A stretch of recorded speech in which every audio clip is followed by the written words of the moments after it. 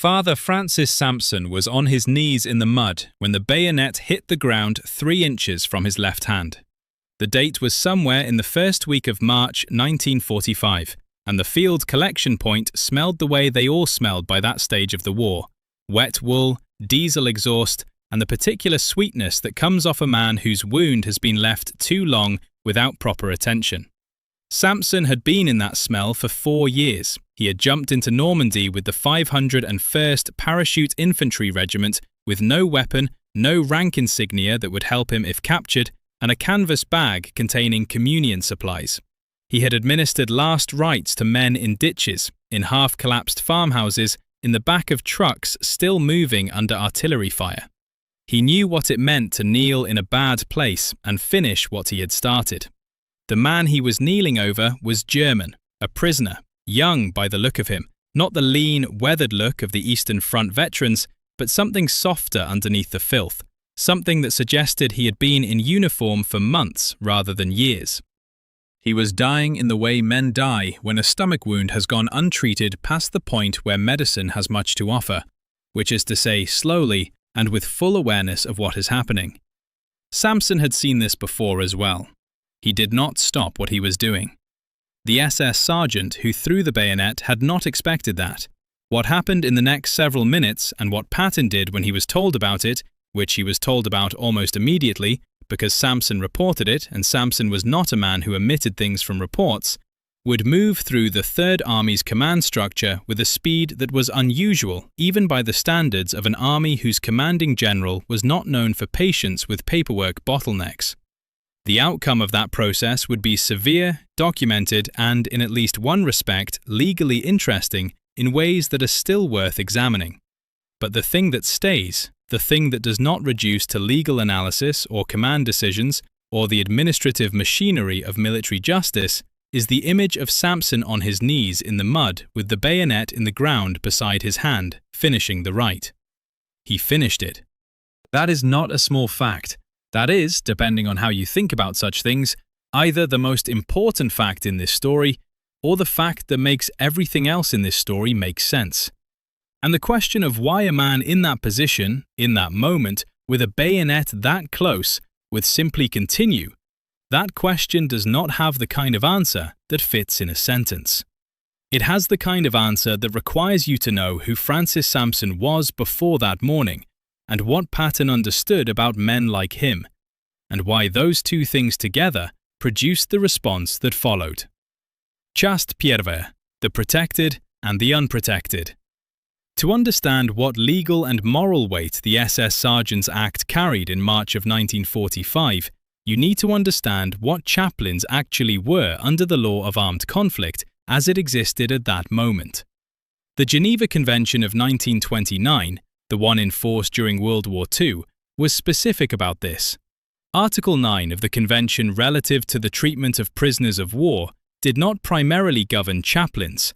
Chaplains occupied a separate category entirely.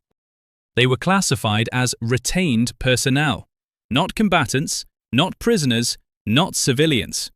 Retained personnel were a third category, individuals who could be held by a capturing power but who retained the protections of their non-combatant status and whose function, ministering to the sick, the wounded, and the dying, was explicitly protected.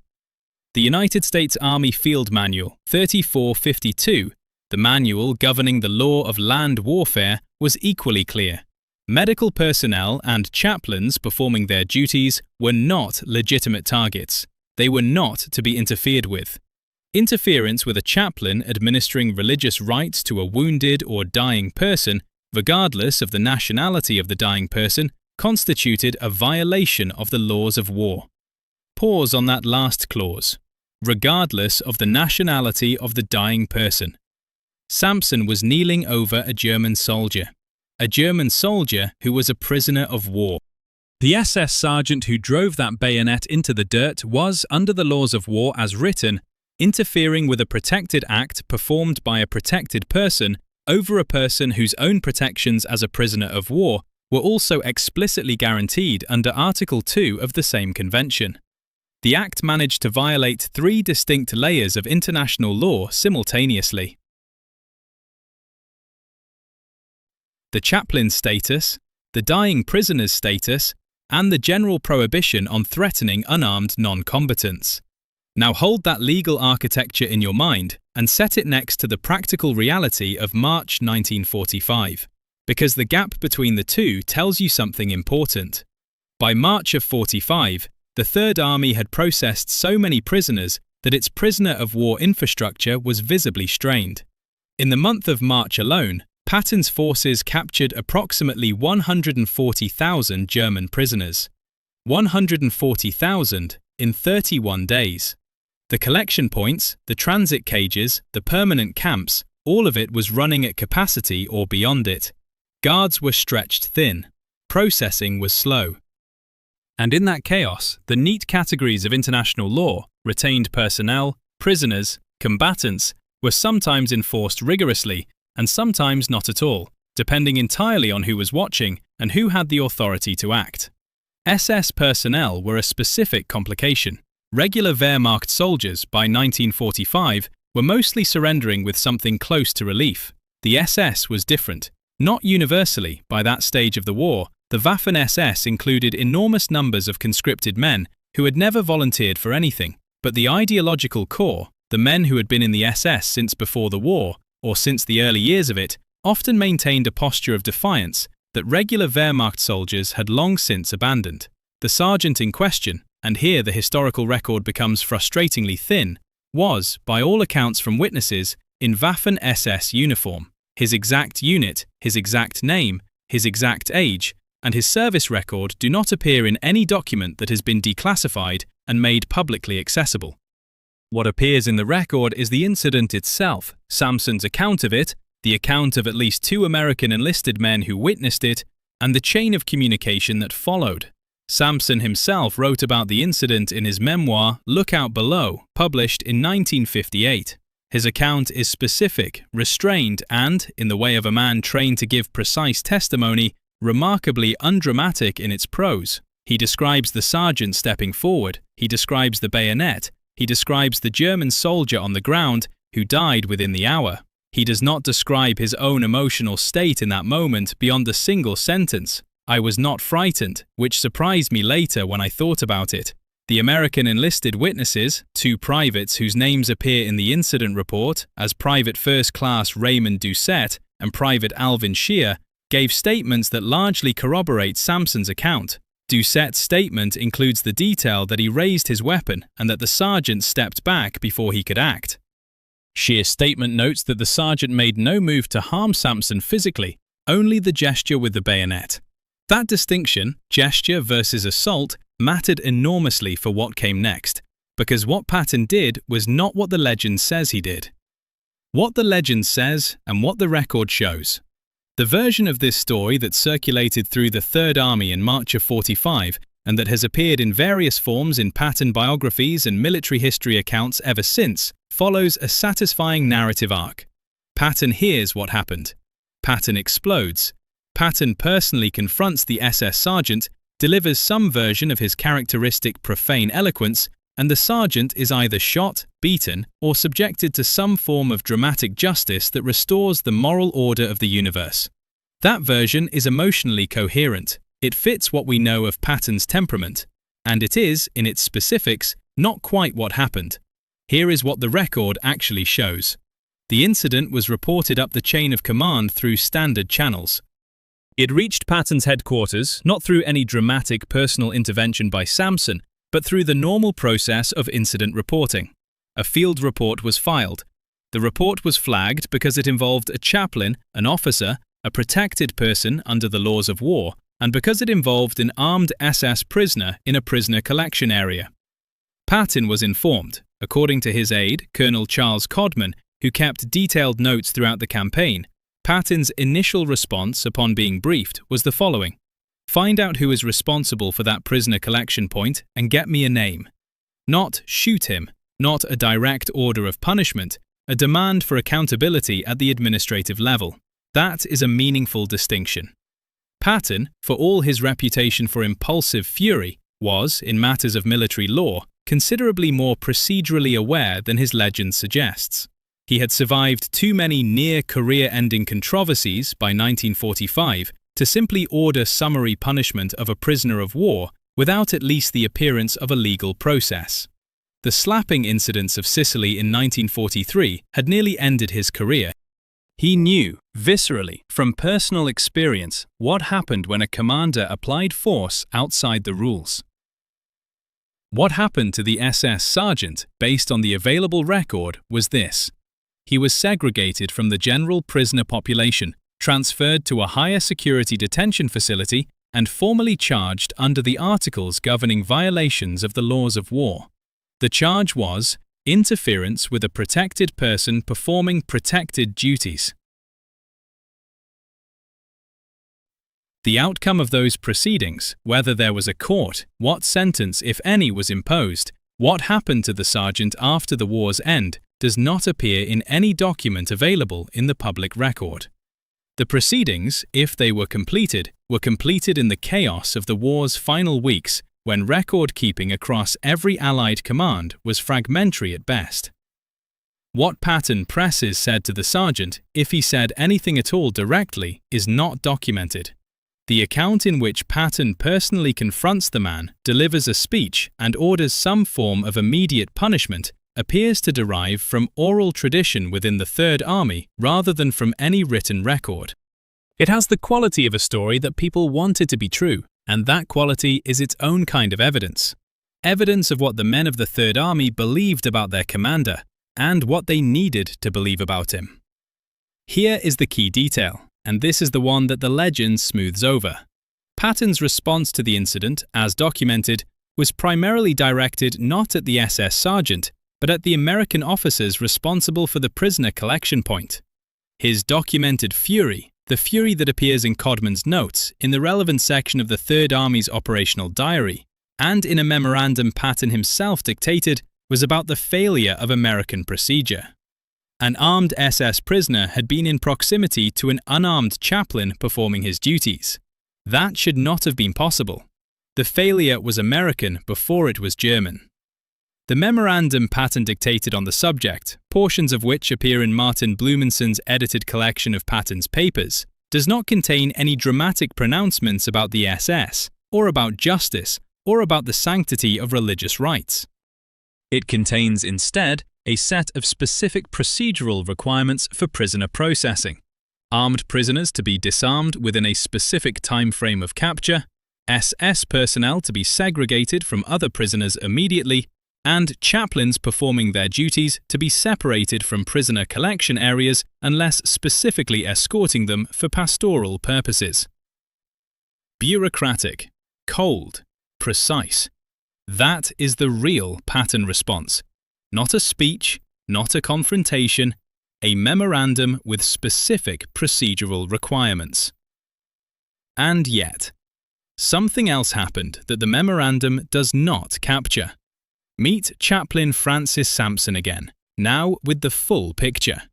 He was 31 years old in March of 45. Before ordination, he had studied at Notre Dame. He stood 5 feet 10 inches, which made him slightly taller than average for the American paratroopers he served, most of whom had been selected in part for their compact build.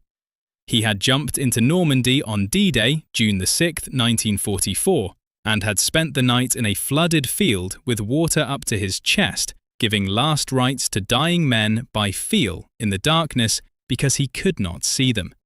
He had been captured at Bastogne in December of 44 and held for 11 days before being released in a prisoner exchange. He had returned to duty immediately. When Patton was told the specifics of who Sampson was, the Normandy jump, Bastogne, the capture, the return, Codman's notes record that Patton said something that does not appear in any of the cleaned-up official accounts. He said, "That priest has more guts than half my division commanders." That is the documented Patton response to this incident, not fury at the SS sergeant, admiration for the chaplain. The sergeant was processed through channels. The chaplain was, within the week, summoned to Patton's headquarters. Astanavis I padumai abetem. The general who was feared across 2 continents, who had driven his army from the beaches of Morocco to the Rhine River, who had been slapped across the face of history for striking a shell-shocked private, that man's documented response to this incident was to invite the chaplain to dinner. And at that dinner, according to Sampson's own memoir, Patton said something that Sampson recorded verbatim, because he found it striking enough to remember. "Chaplain, you're the kind of man I need, not because you're brave, because you know what you're doing and why." Sampson wrote that he did not know what to say to that, and so he said nothing, and Patton did not appear to require a response. The war ended 7 weeks later. Now for the mid-roll. Francis Sampson spent the rest of his career in the army. He went to Korea, he went to Vietnam, he became Chief of Chaplains of the United States Army in 1967, the highest chaplaincy position in the American military. He retired as a Major General in 1971. He died in 1996 at the age of 82, in Notre Dame, Indiana, not far from where he had studied before ordination. If this investigation has given you a clearer picture of what actually happened in that courtyard, not the legend, not the cleaned-up version, but the documented, complicated, procedural, and human reality of it, press the like button. It helps this kind of history reach people who want the real account, not the comfortable one. And that matters. Часть третья. The harder question. There is a question underneath this story that the legend version never asks because the legend version does not need to. The legend version is clean. SS Sergeant commits an outrage, Patton delivers justice, order is restored. The moral universe is tidy. The real version asks something more uncomfortable. What is the correct response when a prisoner of war violates the laws of war? This is not an abstract question. It was a question the Allied commands were wrestling with in real time in March of '45 because the answer had significant operational consequences. The Geneva Convention of 1929 was written primarily to protect prisoners of war from their captors. It was not designed to address what happened when prisoners, particularly SS prisoners, many of whom had committed or witnessed or participated in atrocities, behaved in ways that violated the Convention's own premises. The Convention assumed a certain baseline of good faith compliance from all parties. By 1945, that assumption had been tested into near irrelevance on the Eastern Front, and it was being tested in various ways on the Western Front as well. Patton's procedural response, segregate, charge, process, was legally correct. It was also, in the specific circumstances of March of '45, almost certainly inadequate to the scale of the problem. The Third Army was capturing thousands of prisoners per day. The legal machinery for processing violations of the laws of war by prisoners was not built to operate at that tempo. Cases were filed, many were never adjudicated, the war ended, men went home. The SS sergeant whose bayonet went into the dirt 6 inches from Sampson's knee almost certainly survived the war. There is no record of his execution. There is no record of a completed trial. There is no record of a sentence. He entered the prisoner system, and the prisoner system, in the chaos of April and May of '45, processed him through and eventually released him. That is not a satisfying conclusion. It is the accurate one. Now, here is the harder version of the question, the one that requires you to sit with some discomfort. Patton's documented fury, his real fury, the fury that appears in the memorandum and in Codman's notes, was directed at American officers who had allowed an armed prisoner to be in proximity to an unarmed chaplain. He was angry at his own people for creating the conditions that made the incident possible. That is, in a strictly managerial sense, the correct response. You cannot always control what your prisoners do. You can control your own procedures. Fix the procedure, the incident does not happen. But there is something cold about it, something that acknowledges the incident as a systems failure rather than as a moral outrage. And Patton, who was many things, some of them admirable and some of them catastrophic, was a man who often processed moral outrages as systems failures. Not because he lacked moral feeling. The dinner with Sampson suggests the opposite, But because he had learned, through Sicily and through everything that came after, that moral feeling expressed as unilateral action had a way of destroying careers, including his own. The slapping incidents. That is what shaped Patton's procedural caution by 1945. He had struck 2 soldiers in field hospitals in Sicily in August of 1943. Private Charles H. Cool, 22 years old, from Mishawaka, Indiana. Private Paul G. Bennett, 21 years old, from Maywood, California. Both men were in hospital for reasons Patton, in the moment, deemed insufficient. He slapped them. He called them cowards. He threatened them. The incident nearly ended his career. Eisenhower reprimanded him. He was removed from command temporarily. He was not court-martialed, but he spent months in a kind of professional limbo, watching commanders he considered his inferiors lead operations he believed he should have been leading. He never forgot it, and by March of '45, when an SS sergeant drove a bayonet into the dirt in front of a kneeling priest, Patton's response was shaped by the memory of what unilateral, impulsive action had cost him. He processed his fury into a memorandum. He invited the chaplain to dinner. He let the system handle the sergeant. Whether that was wisdom or restraint, or simply the calculation of a man who had learned the cost of acting outside the rules, that is a question the record cannot answer. Probably it was all 3 simultaneously. Перечитай эту строчку еще раз. The man who was feared across 2 continents let the system handle it, because the last time he had not let the system handle it, the system had nearly handled him. Часть 4. The forensic verdict. Here is the forensic verdict of this investigation. The incident happened. A bayonet was driven into the ground 6 inches from the knee of a kneeling chaplain during last rites. That is documented. The chaplain was Captain Francis Sampson. The dying man was a German prisoner of war. The perpetrator was an SS sergeant whose identity the historical record has not preserved. What Patton did in response was not what the legend says he did. He did not personally confront the sergeant. There is no documented account of a direct confrontation between Patton and the prisoner. The accounts that describe such a confrontation are oral tradition, stories that circulated through the Third Army and that have the quality of stories people needed to tell about their commander, not stories that appear in the documentary record. What Patton did was this. He demanded accountability from his own officers for the procedural failure that had allowed the incident to occur. He issued a memorandum with specific requirements for prisoner processing. He had the sergeant segregated and formally charged, and he invited the chaplain to dinner. The sergeant was almost certainly never tried. The war ended too quickly, and the prisoner processing system was too overloaded. He was released into the post-war world without any documented judicial consequence for what he had done.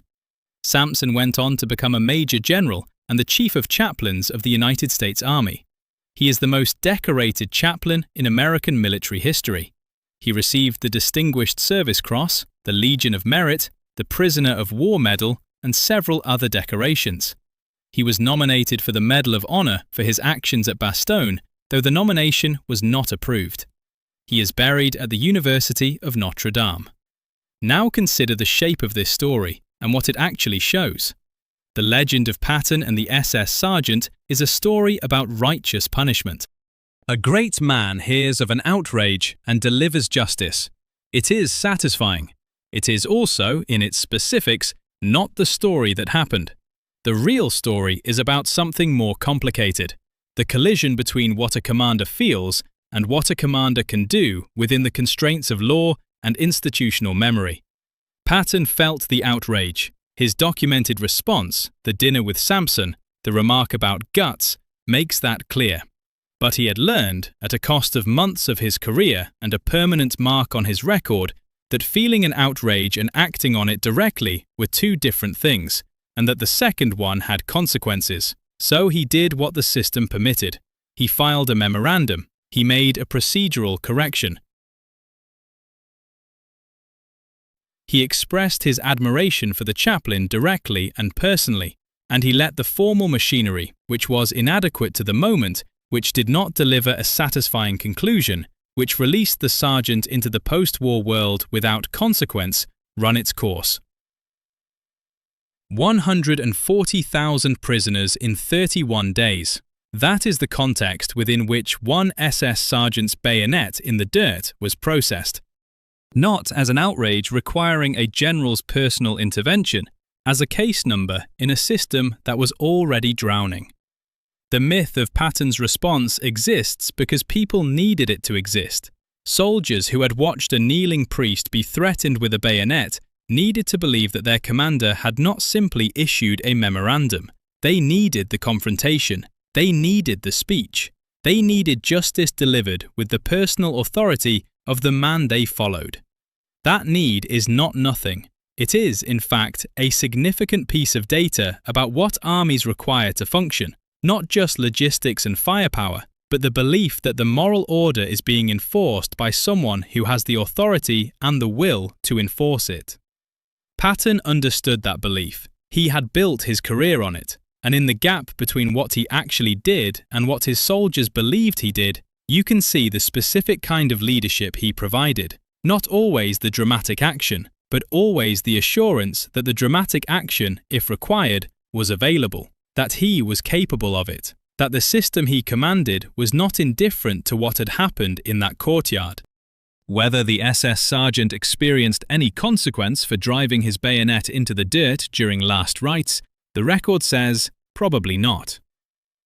Whether Francis Sampson, kneeling in the mud of the Rhine Valley over a dying German soldier, received from his commanding general the specific acknowledgement that what he had done was exactly right and exactly the kind of thing that the army he served was supposed to stand for, the record says yes. Chaplain, you're the kind of man I need, not because you're brave, because you know what you're doing and why. That sentence, recorded by Sampson in his own memoir, is the real Patton response to this incident. Not a confrontation, not a speech to a prisoner, a sentence spoken across a dinner table to an unarmed priest who had knelt in the mud over a dying enemy soldier because that was what his faith and his duty required of him. Patton recognized it, he named it, he recorded his recognition of it through the man he said it to. And Sampson, who had been captured at Bastogne and jumped into Normandy in the dark and crawled through machine gun fire to reach wounded men in ditches, wrote that he did not know what to say to that, and so he said nothing. That silence between two men who both knew what they were doing and why is where this story actually ends. If this investigation gave you the real account, not the satisfying legend, but the documented, complicated, procedurally accurate truth of what happened in that courtyard and what came after, press the like button. Subscribe if you want the next chapter. And remember, the distance between what a commander does and what his soldiers believe he did is not a failure of the record, it is the record. It is how armies work and how men survive what armies ask of them. Somewhere in the Rhine Valley, March of 1945, a priest knelt in the mud over a dying enemy soldier and did not look up when a bayonet went into the dirt beside him. He knew what he was doing and why. That was enough for Patton. It should be enough for us.